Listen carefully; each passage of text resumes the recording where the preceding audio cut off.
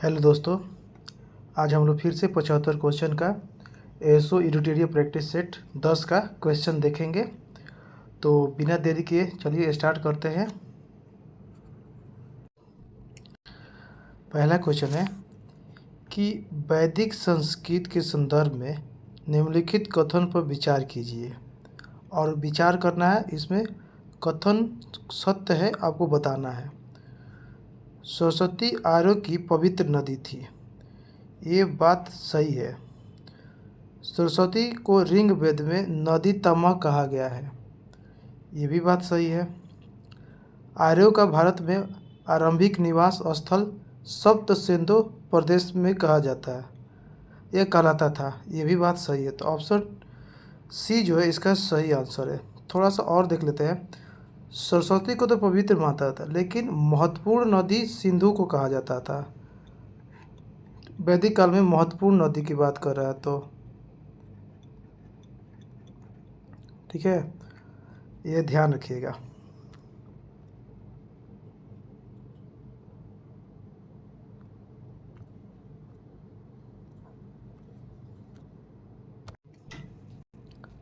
Second, पुरातत्वविदों ने जनपद नामक इकाई की बड़ी बस्तियों की खुदाई की। ये बस्तियां निम्नलिखित में से किस एक स्थान से नहीं मिली है? तो आपको ये कौशाम्बी और उत्तर प्रदेश में नहीं मिली है। तो आपको ये देखिए, जनपद मतलब होता था वैदिक काल में आपको जनपद सबसे बड़ा राज होता था। बड़ा नहीं, शक्तिशाली राज हुआ करता था, शक्तिशाली राज था जनपद। तो इसमें कौशाम्बी के उत्तर प्रदेश में यह खुदाई के समय नहीं मिला है। नेक्स्ट क्वेश्चन चलते हैं। 516 ईसा पूर्व में भारत पर हुई ईरानी आक्रमण के संबंध में निम्नलिखित कथनों पर विचार कीजिए। तो पहला कथन, यह आक्रमण भारत के पश्चिमोत्तर सीमा पर हुआ, ये बात तो सही है, पश्चिम से ही आते थे लोग।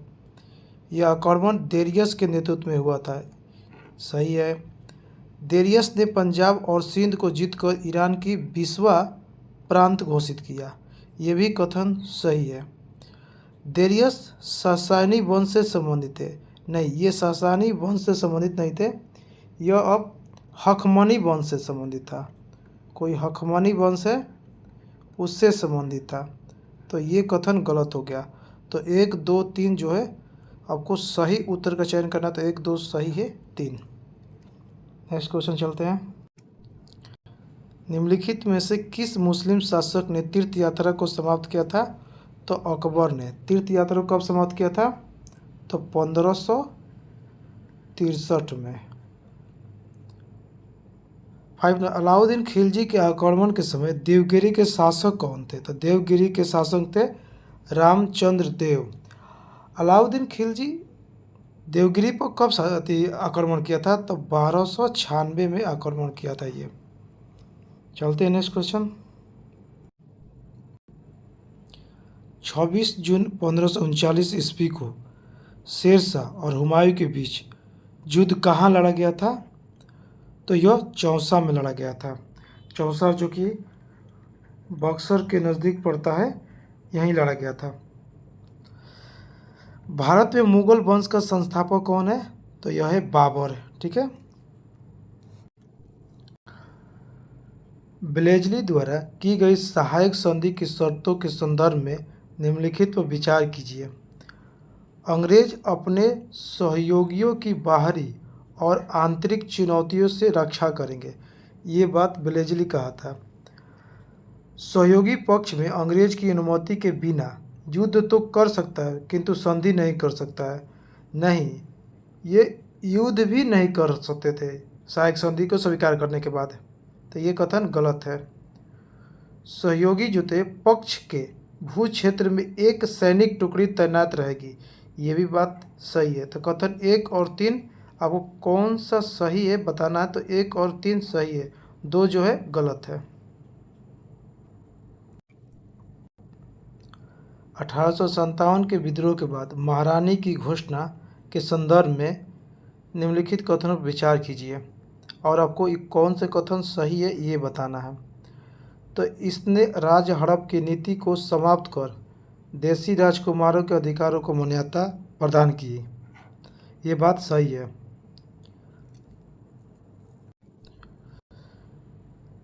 कानून का संचालन करते समय भारतीय लोगों के अधिकारी रीति रिवाज तथा प्रथाओं पर विचार किया जाना था। ये भी बात सही है। इसने सरकारी सेवाओं को भारत की भागीदारी को प्रतिबंधित कर दिया। ये बात गलत है। तो ऑप्शन 1 और 2 सही है। अच्छा, महारानी की घोषणा तो कब पढ़ा गया था? 1 नवंबर 1858 को उद्घोषणा किया गया था इसको, ठीक है। और केनिंग ने इसको पढ़ा था, इसको। चलते हैं नेक्स्ट क्वेश्चन। बंग भंग विरोधी आंदोलन के संबंध में कौन सा कथन असत्य है? आपको कौन सा कथन असत्य बताना है। तो बंगाल विभाजन 16 अक्टूबर 1905 को लागू हुआ, ये कथन सही है। बंगाल विभाजन के दिन पूरे बंगाल में शोक दिवस के रूप में मनाने की घोषणा की गई, ये भी कथन सही है। इस आंदोलन के समय ही रविंद्रनाथ टैगोर ने अपना प्रसिद्ध गीत अमार सोनार बांग्ला लिखा था, ये भी कथन सही है। इस आंदोलन ने हिंदुओं तथा मुसलमानों के बीच बेईमानी को बढ़ावा दिया, नहीं, ये बात गलत है। तो ऑप्शन डी इसका सही आंसर है।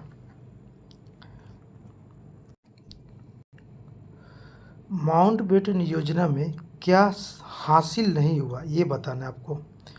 तो मुस्लिम बहुसंख्यक यदि चाहे तो अलग अधिराज्य बना सकते हैं, पर इसके लिए एक अलग संविधान निर्मात्री सभा गठित करनी होगी, ये कथन सही है। सिंध तथा बलूचिस्तान में जनमत संग्रह द्वारा निश्चित किया जाएगा कि वे पाकिस्तान में मिलना चाहते हैं या नहीं। ये जनमत संग्रह की कोई बातें नहीं हो रही थी, ये बात तो गलत है।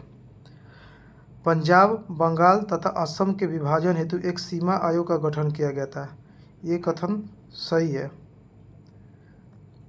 रजवाड़ों ने स्वविभक्त से भारत और पाकिस्तान में शामिल होने की छूट दी, ये भी कथन सही है। तो ये जो था बी, जो इसको हासिल नहीं हुआ था, ये कथन गलत है।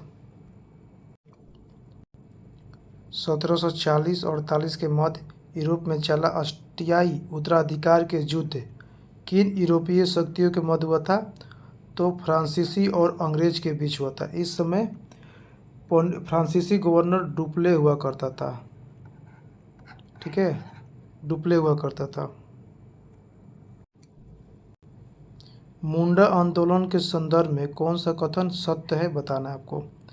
तो 1895 इसमें बिरसा मुंडा ने अपने अनुयायियों से अपने गौरवशाली अतीत को पुनः प्राप्त करने के लिए आग्रह किया, ये कथन सही है। मुंडा आंदोलन मिशनरियों, साहूकारों और हिंदू जमींदार को बाहर करना चाहता थे, तो आपको बताना है ये भी कथन सही है। वर्ष 1900 में उसकी मृत्यु के बाद यह आंदोलन कमज़ोर पड़ गया, ये भी कथन सही है। तो ऑप्शन डी इसका सही ऑप्शन है। निम्नलिखित में कथन में कौन सा कथन असत्य है? गन्ना मुख्यतः संचित क्षेत्र की फसल है, ये कथन सही है। इसे चीनी, गुड़, खंडसारी और शीरा बनाया जाता है, ये कथन सही है। गन्ने के उत्पादन के लिए औसत वार्षिक 100 सेंटीमीटर से 150 सेंटीमीटर की मध्य होनी चाहिए। जो वार्षिक होने चाहिए वर्षा नहीं, बल्कि 75 सेंटीमीटर से 100 सेंटीमीटर तक वर्षा होनी चाहिए, तो ये कथन गलत है। तो आपको असत्य बताना है, तो ऑप्शन बी इसका सही आंसर है। वायुमंडल के संगठन के संबंध में निम्न कथनों पर विचार कीजिए। शुद्ध शुष्क हवा में सर्वाधिक मात्रा में नाइट्रोजन गैस पाई जाती है, ये कथन आपको बताना है कौन से कथन सत्य है, तो ये कथन सही है। पृथ्वी की सतह से 32 किलोमीटर की ऊंचाई तक ही वायुमंडल के कुल द्रव्यमान का 99% भाग सीमित है, ये भी कथन सही है। कार्बन डाइऑक्साइड गैस और विकिरण के लिए अपारदर्शी लेकिन पार्थिविक विकिरण के लिए पारदर्शी होती है, ये कथन गलत है। ये दोनों के लिए पारदर्शी होती है, अपारदर्शी नहीं होती है, दोनों के लिए पारदर्शी होती है, तो ये कथन गलत है। तो आपको कथन सत्य बताना है, तो 1 और 2 कथन सत्य है। सूर्य ताप पृथ्वी की सतह पर स्थानिक वितरण के संबंध में कौन सा कथन सही नहीं है? आपको बताना नहीं। तो उष्णकटिबंध की अपेक्षा विषुवत वृत्त पर कम मात्रा में सूर्यताप प्राप्त होता है, ये कथन सही है। समान अक्षांश पर स्थित होने के बावजूद महाद्वीपीय भाग महासागरीय भाग की अपेक्षा अधिक सूर्य प्राप्त करते हैं, ये भी कथन सही है। शीत ऋतु में मध्य एवं उच्च अक्षांशों पर ग्रीष्म ऋतु की अपेक्षा अधिक मात्रा में सूर्य ताप प्राप्त होता है, नहीं ये कथन गलत, अधिक नहीं बल्कि कम प्राप्त होता है। सर्वाधिक सूर्यताप उपोष्ण कटिबंधीय मरुस्थलों को प्राप्त होता है, ये भी कथन सही है। तो ऑप्शन सी इसका सही आंसर है। ऊंचाई के साथ हवा का दाब हमेशा घटता जाता है, लेकिन इसके घटने की दर हमेशा एक समान नहीं होती है। निम्नलिखित में किन घटकों पर निर्भर करती है, आपको बताना है। तो ये घटक हवा के घनत्व पर निर्भर करती है, जलवाष्प की मात्रा पर निर्भर करती है, गुरुत्वाकर्षण शक्ति पर निर्भर करती है, लेकिन समुद्र तल से दूरी पर निर्भर नहीं करती है। तो ये कथन जो है आपका गलत है। तो 1 और 1 2 3 सही है। भारत में सबसे पुराना तेल भंडार कहाँ स्थित है? डिगबोई असम में स्थित है। बृहद ज्वार कब आते हैं? तो आपको पूर्णिमा के दिन भी आते हैं और अमावस्या के दिन आते हैं, जिसमें सन, मून और अर्थ तीनों एक सीधी रेखा पर होते हैं, तब ये बृहद ज्वार आते हैं। और एक मंथ में 2 बार आते हैं, 2 टाइम्स आते हैं ये, ठीक है, 2 टाइम्स आते हैं। लेकिन ज्वार भाटा जो है ना, ज्वार भाटा दिन में 2 बार आता है, दिन में 2 बार आता है, ये याद रखिएगा। भारत में जिन क्षेत्रों में शुष्क भूमि की कृषि पाई जाती है उनमें वर्षा से कम होती है। तो अभी देखा 75 सेंटीमीटर से कम वर्षा होती है, तो उसको शुष्क कृषि भूमि कही जाती है। 21 देखते हैं। 73वें संविधान संशोधन अधिनियम के तहत पंचायती राज संस्थाओं में चुनाव लड़ने के लिए न्यूनतम कितनी आयु होना आवश्यक है? देखो यहाँ बात कर रहा है चुनाव लड़ने से संबंधित, ठीक है, तो 21 वर्ष की आयु है। और किस आर्टिकल में है? तो 243 के एफ में है ये, ठीक है, 243 के एफ में है, चुनाव लड़ना है पंचायत के लिए। सर्वोच्च न्यायालय का न्यायाधीश अपने पद से त्यागपत्र किसको लिख कर देते हैं? तो राष्ट्रपति को लिख कर देते हैं। नेक्स्ट क्वेश्चन चलते हैं। निम्नलिखित में कौन से कथन सही सुमेलित है? आपको सही सुमेलित बताना है। तो बेरुबारी मामला प्रस्तावना भारतीय संविधान का हिस्सा नहीं है, ये बात सही बोला गया है। केशवनाथ भारती संसद संविधान मूल ढांचे को नष्ट नहीं कर सकती है, ये भी कथन सही है। इंदिरा साहनी और भारत संघ कुल आरक्षण कोटा को 50% से अधिक नहीं होना चाहिए, ये भी कथन सही है। तो ऑप्शन डी इसका सही आंसर है। नेक्स्ट क्वेश्चन चलते हैं।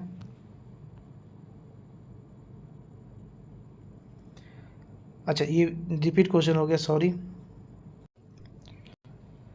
निम्नलिखित में से किस समिति ने भाषाई आधार पर राज्यों को पुनर्गठन की सिफारिश की थी? तो यह फजल अली समिति जो था, भाषाई आधारों पर समिति का गठन किया गया था। इसके धर समिति जो था ना, वो बोला था प्रशासनिक पर।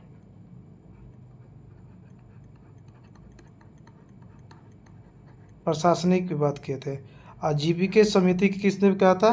तो इसको भाषाई आधार को खारिज कर दिया था, भाषा को आधार पर यह खारिज कर दिया गया था, खारिज कर दिया गया था।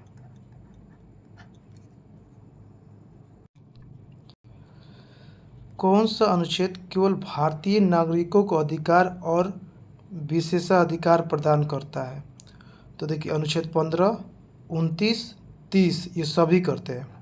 तो और अभी आर्टिकल है 15, 16, 29, 30 और एक आर्टिकल है आपको 19, ये केवल भारतीयों के लिए है। ठीक है, केवल भारतीयों के लिए है। भारत का राष्ट्रपति कितनी बार पुनः चुनाव के लिए पात्र हो सकते हैं, कितनी बार भी होते हैं। ठीक है, मतलब कितनी भी बार हो सकते हैं वो। पंचायत को वित्तीय स्थिति की समीक्षा के लिए राज्य सरकार प्रत्येक 5 वर्षों में क्या गठित करती है, तो वित्त आयोग को गठित करती है। तो पंचायत में वित्तीय स्थिति के लिए आर्टिकल कौन सा है, तो 243 के आई इनकम और 243 के वाई भी है। ठीक है, तो वाई तो नगर निगम के लिए है, लेकिन आई जो है नगर पंचायत सॉरी ग्राम पंचायत के लिए है। ठीक है, भारतीय संविधान की प्रस्तावना के संदर्भ में निम्नलिखित कथनों पर विचार करें। संविधान की प्रस्तावना न्यायालय में परिवर्तनीय है, नहीं, ये परिवर्तनीय नहीं है। संविधान को विधायिका की शक्ति का स्रोत माना जाता है, नहीं, प्रस्तावना कोई भी विधायिका का शक्ति का स्रोत नहीं माना जाता है। प्रस्तावना संशोधनीय है, परंतु ऐसा कोई संशोधन नहीं किया जा सकता जो इसकी मूल विशेषताओं को प्रभावित करे। तो उपयुक्त में से कौन से कथन सही है, तो ऑप्शन सी जो है इसका सही आंसर है। बैंक दर आशय किससे है, तो केंद्रीय द्वारा ली जाने वाली आधिकारिक ब्याज दर को ही बैंक दर कहा जाता है और यह साख नियंत्रण के लिए किया जाता है, आरबीआई द्वारा नियंत्रण के लिए किया जाता है। ठीक है, नेक्स्ट क्वेश्चन। स्तंभ क के साथ ख को मिलाइए और नीचे दिए कूट की सहायता से सही उत्तर का चयन कीजिए। तो ऑप्शन ए पहला देखा था, ओपन जनरल लाइसेंस किससे संबंधित है, तो यह विदेशी व्यापार से संबंधित है। ट्राइसम किस लिए आया था, यह रोजगार से संबंधित आया था। थोक मूल्य सूचकांक क्या करता है, तो यह थोक मूल्य सूचकांक मुद्रास्फीति को नियंत्रित करता है। और नकदी रिजर्व अनुपात किसको, तो ऋण नियंत्रण को करता है। तो इस तरीके से देखा जाए तो 1 का 2 और 2 का 1, तो ये ऑप्शन ए जो है इसका सही आंसर है। निम्नलिखित कथनों पर विचार कीजिए और असत्य कथन की पहचान कीजिए। आपको कौन से कथन असत्य है वो बताना है। साख के औपचारिक स्रोत के अंतर्गत व्यावसायिक बैंक और सहकारी समितियों को शामिल किया जाता है, ये कथन सही है। भारतीय रिजर्व बैंक ऋणों को औपचारिक स्रोतों की कार्यप्रणाली पर नज़र रखता है, ये भी कथन सही है। ग्रामीण क्षेत्रों में ऋण और साख का सबसे अधिक भाग, ये क्या बोला, सबसे अधिक भाग औपचारिक स्रोत के रूप में द्वारा पूरा होता है, नहीं, औपचारिक का मतलब किसको कहता है, जैसे हो गया दलाल, जैसे कि सूदखोर देता है, साहूकार होता है, व्यापारी होता है, साहूकार व्यापारी उसको कहा जाता है। तो सबसे अधिक औपचारिक स्रोत इस पूरा होता है, ये बात गलत है। तो ऑप्शन सी इसका सही आंसर है।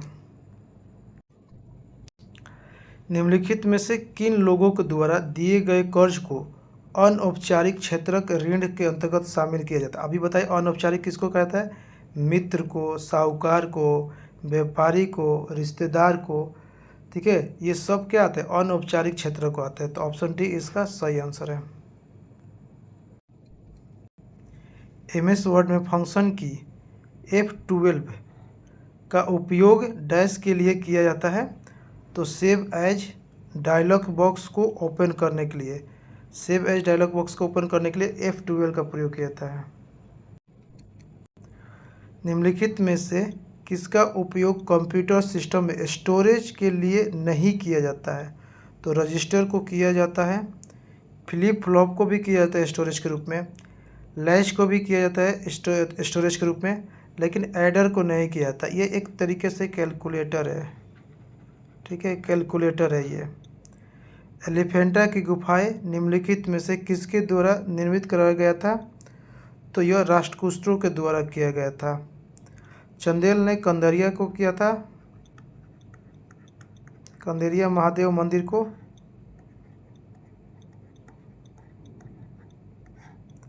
गुप्त शासकों द्वारा किसका किया गया था? अजंता के।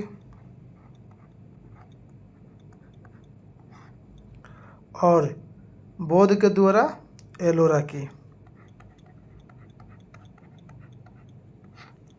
तो ऑप्शन बी इसका सही आंसर है।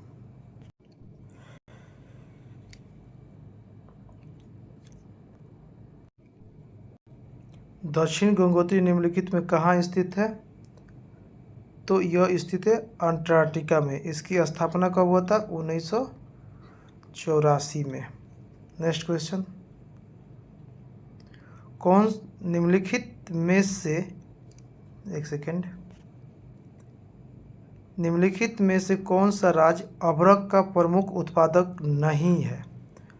तो आपको बताना है नहीं है, तो कर्नाटक जो है इसका उत्पादक नहीं करता है। तो आंध्र प्रदेश जो है सबसे ज़्यादा उत्पादक करता है, तब झारखंड, तब राजस्थान करता है।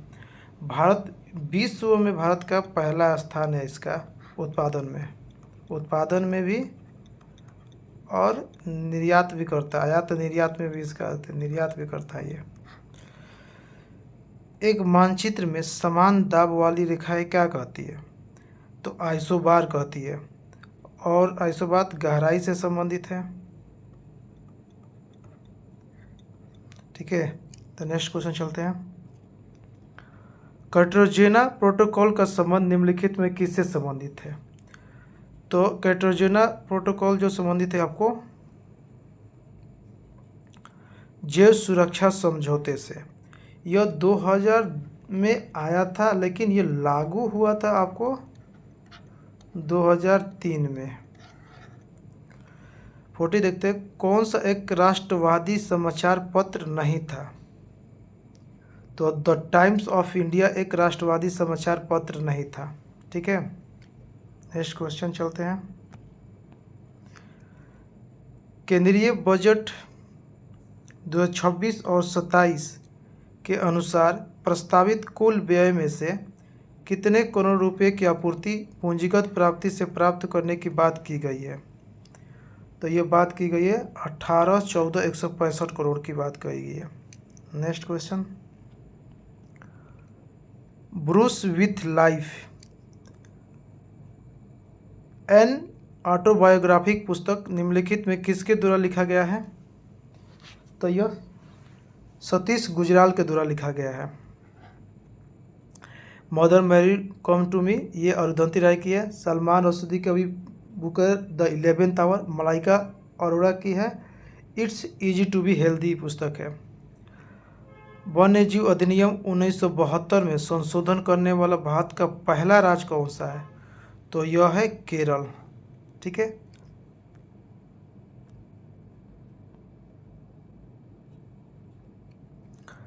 निम्नलिखित में से किस फसल खाद्यान्न के उत्पादन में भारत का प्रथम स्थान है? तो चावल में भी प्रथम स्थान हो गया है, अब दलहन में भी, जूट में भी, साथ में याद रखिए चीनी का भी प्रथम उत्पादन कर रहा है भारत, और मिल्क का भी प्रथम उत्पादक हो गया, और सब्जी का भी। तो ऑप्शन डी इसका सही आंसर है। ICC T20 वर्ल्ड कप 2026 के ब्रांड एम्बेसडर कौन थे? तो रोहित शर्मा इसके ब्रांड एम्बेसडर थे। नेक्स्ट क्वेश्चन चलते हैं। भारत वन स्थिति रिपोर्ट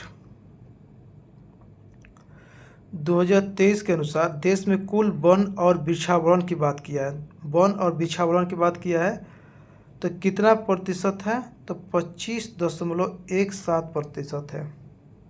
ठीक है, सिर्फ वन पूछता तो 21.76 था।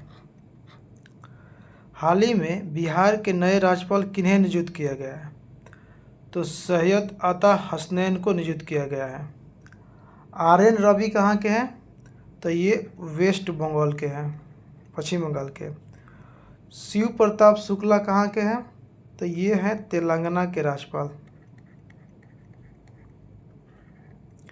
विष्णुदेव वर्मा कहाँ का है? तो आपको महाराष्ट्र के ही ये हैं। ठीक है, तो याद रखिएगा ये। चलते हैं 48 नंबर, AI इम्पैक्ट समिट 2026 का आयोजन निम्नलिखित में कहाँ किया गया? AI इम्पैक्ट तो यह नई दिल्ली में किया गया। और ये कितने नंबर का था? ये 4th नंबर का था। पहली बार कहाँ किया गया था इसका आयोजन?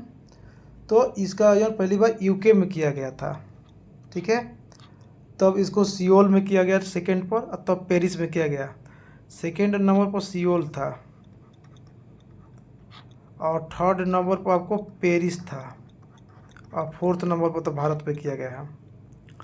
49 देखते हैं, निम्नलिखित में से किस मंत्रालय ने हाल ही में वंदे मातरम के लिए पहला आधिकारिक प्रोटोकॉल जारी किया है?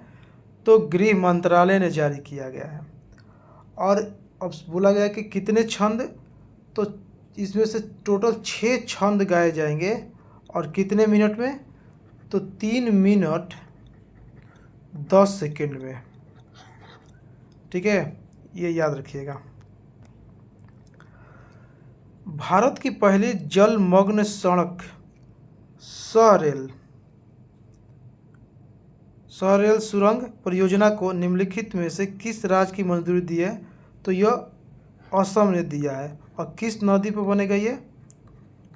ब्रह्मपुत्र नदी पर। और इसकी लंबाई कितनी होगी?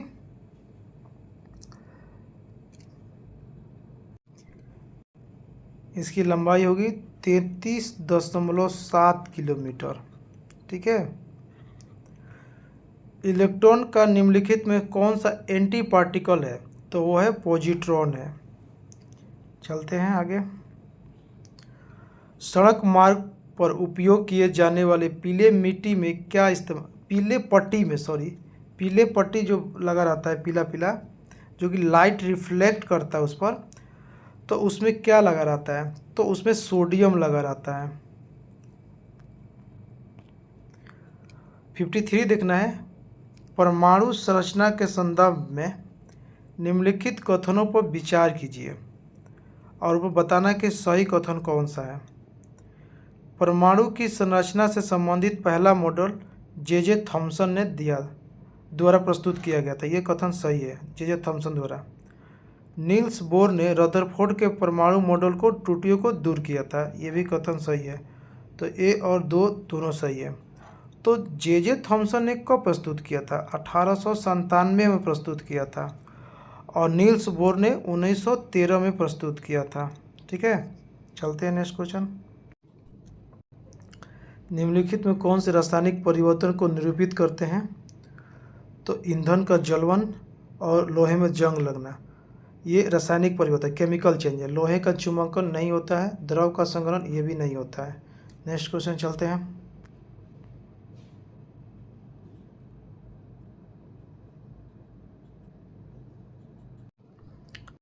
आधुनिक आवर्त सारणी के संदर्भ में निम्नलिखित कथनों में से कौन सा कथन सही नहीं है, बताना है आपको। तो धात्विक अभिलक्षण आवर्त में बढ़ता है और समूह के नीचे जाने पर घटता है। नहीं, समूह के नीचे जाने पर बढ़ता है, और बाएं से दाएं जाने पर, लेफ्ट से अगर राइट जाते हैं तो ये घटता है, लेकिन अगर ऊपर से नीचे आ रहे हैं तो यह बढ़ता है, ठीक है।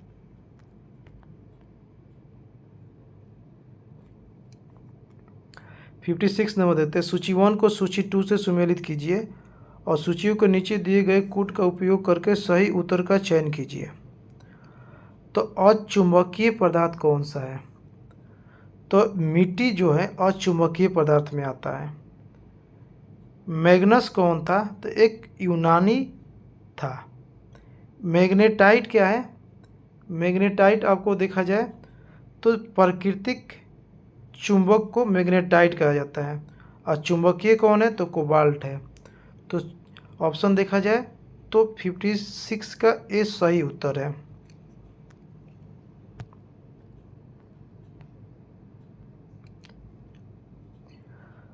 परमाणु संरचना के संदर्भ में निम्न पर विचार कीजिए।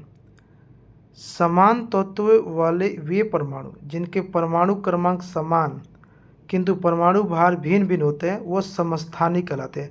देखिए, परमाणु क्रमांक का मतलब होता है परमाणु संख्या, यानी कि संख्या अगर समान है तो समस्थानिक है।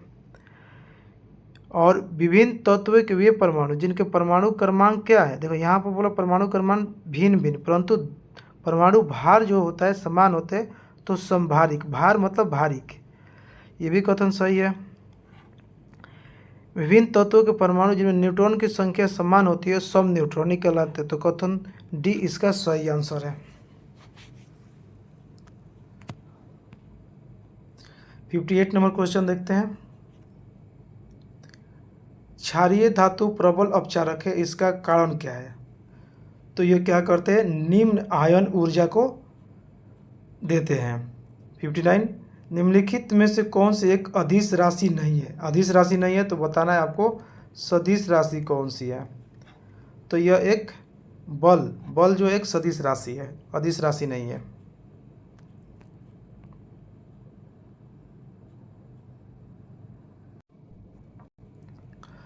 निम्नलिखित में से कौन सा आवृत्ति बढ़ने और तरंग दैर्घ्य घटने के संदर्भ में सही है? तो रेडियो तरंगे, माइक्रोवेव, दृश्य तरंगे, पराबैंगनी विकिरण और गामा किरणें, ये जो है आवृत्ति के बढ़ने तरंग दैर्घ्य घटने के संदर्भ को प्रदर्शित करता है। 61 नंबर देखते हैं। उपकरण का उपयोग प्रकार के मिलान करें। बैरोमीटर तो सही बात है, दाब मापने का यंत्र है। ऑडियोमीटर ध्वनि मापने का है।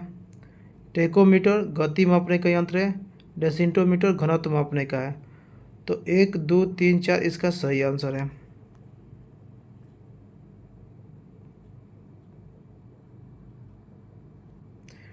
अब वो पूछेगा पूर्ण आंतरिक परावर्तन क्या है?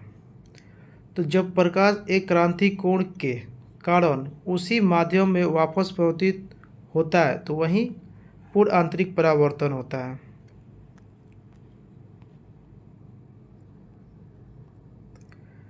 निम्नलिखित में कौन तापमान मापने की इकाई नहीं है? तो इसमें नहीं पूछा गया है, तो केल्विन, फ़ारेनहाइट भी है, केल्विन भी है, डिग्री सेल्सियस भी है। तो ऑप्शन डी इसका सही आंसर है। ठीक है। पेंडुलम की समयावधि के संबंध में निम्नलिखित में कौन सा कथन सत्य है? तो पेंडुलम की सत्य बताना, तो इसके द्रव्यमान पर निर्भर करता है, नहीं। समय पर निर्भर करता है, नहीं। तो इस पर क्या निर्भर करता है पेंडुलम? इसकी लंबाई पर निर्भर करता है। ऑटोमोबाइल में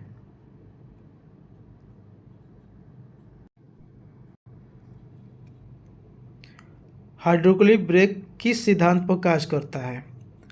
तो ये पास्कल का नियम पर काम करता है। पास्कल कहता है कि एक बंद प्रणाली में लिक्विड के जितने भी प्रेशर है तो मतलब हर जगह, यानी कि सरफेस, उसके जितने भी सरफेस है वो इक्वल फोर्स लगाएंगे। वर्षा बूंदे का गोलाकार रूप किस कारण से होता है? तो पृष्ठ तनाव से होता है। चलते हैं नेक्स्ट क्वेश्चन।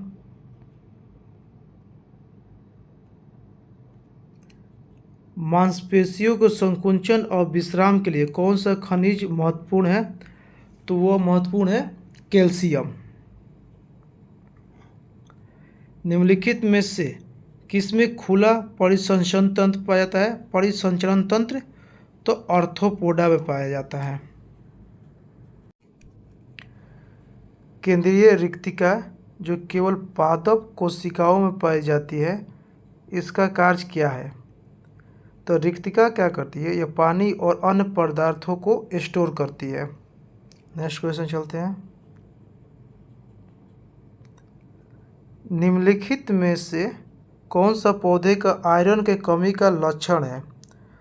तो अगर पौधे में आयरन की कमी हो जाए तो पत्तियों का पीला पड़ जाता है। ठीक है।